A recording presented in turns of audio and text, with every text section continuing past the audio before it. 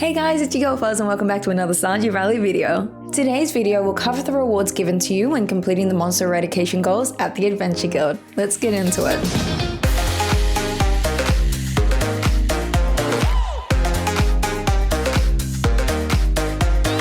The Monster Eradication Goal list can be found right next to Mullen at the Adventure Guild. When a goal has been achieved, Gil, who's a random villager who lives in the Adventure Guild, will reward you with a gift. Once a reward has been collected from Gil, you can actually purchase this item from Mullen after that collection. Here's a list of the monsters needed to complete each goal in order to receive every gift and the ways to farm them for easy completion. So our first goal is killing 1,000 slimes. Killing any slime in any level will contribute to this goal except for big slimes. Farming this is pretty easy. You can find any slimes in the mines or the skull cave and kill them. Or if you're not down for the mines, you can kill the slimes found in the secret forest west of Cindersap Forest for some easy kills. Once completed, you receive a message on the bottom left saying, Monster Slayer goal complete, see Gil for your reward. You'll need to head to Gil to collect your reward. Talk to Gil and he'll hand you a slime charmer ring, which when worn by your character, will prevent the slime debuff given by slimes, which decreases your speed by 4 for a few seconds and will also prevent slimes from hurting you. This is perfect if the slimes are annoying you in the caves, or if you've gotten yourself a slime hutch on your farm, wear this ring to prevent yourself from getting hurt. Next, we've got the cave insects, which can commonly be found in the forest cave levels of the mines. These can either be the flying bugs, the cave flies, the grubs, or even the mutant bugs found in Skull Cave, which can only be killed when a weapon is enchanted with Bug Killer from the forge at Ginger Island. The dangerous versions of these during the Danger in the Mines quest found in the secret door on Ginger Island can also contribute to this goal. You'll need to kill 125 of these. You can farm these by heading between level 1 and 39, then leaving the caves to reset the caves, and then going through the levels again. The reward of this from Gil is an insect head. A level 4 sword that does 10 to 20 damage, has 2 speed and 2 crit chance. Not the best weapon, but it is a bit fancy to hold.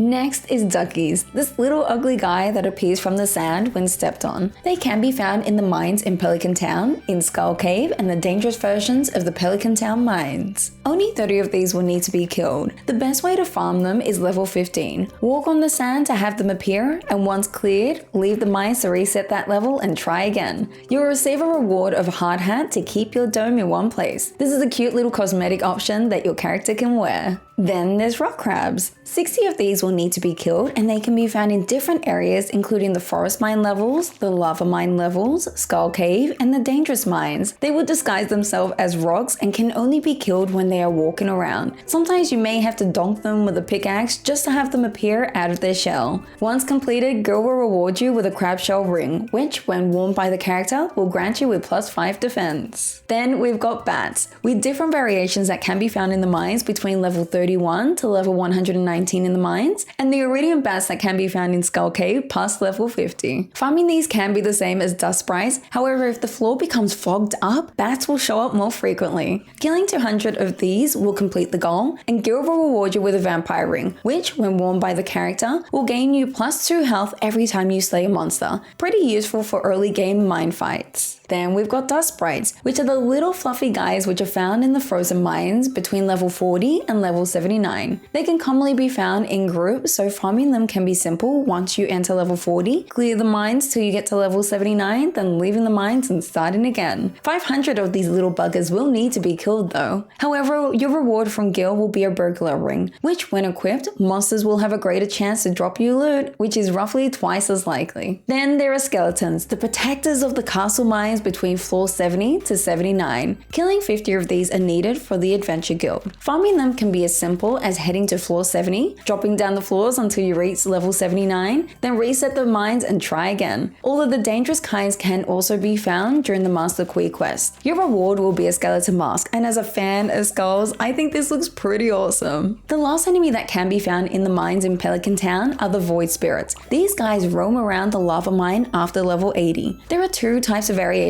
of the Void Spirits. There's the Shadow Brute that can simply follow you and hurt you when you come into contact with them, or the Shadow Shaman who can either heal all the enemies in an area by 60 health points, or he'll shoot you with a green fireball, giving yourself a Jinx debuff and decreases your defense by 8 for 6 seconds. You'll need to kill 150 of these, and farming these are just like our previous ways. Starting at level 80, making your way down, and leaving the mines whenever you're comfortable to reset the mines and try it again. Your reward from Gil is a Savage Savage Ring, which, when worn by your character, gives you a +2 speed buff for 3 seconds when you kill an enemy. I love using this in the Skull Cave, so definitely keep this handy if you need to slay many monsters and to give yourself a boost. The next 3 enemies can be found in the Skull Cavern in Calico Desert. You'll need to gain access to the Skull Cave by getting the Skull Key at the end of the mines in Pelican Town, and repairing the bus by either completing the Vault Bundle in the Community Center, or by buying it through the Jojima program. An enemy which can commonly be found in the Skull Cavern is the Serpents. You'll know who they are because they tend to be at nearly every floor and will fly to your character. You'll need to kill 250 of these. The further down you go through the Skull Cave, the more they seem to appear, so this is one way of farming them. Simply wait on a certain floor and they'll come straight to you. Better yet, if a cloud appears over the mine floor, the Serpents will more likely appear, making this a little easier to farm them. Once complete, Gil will reward you with a Napalm Ring, a mighty ring that when worn, every enemy that you kill will explode. The radius of the explosion is 2 tiles either way and will not hurt your character.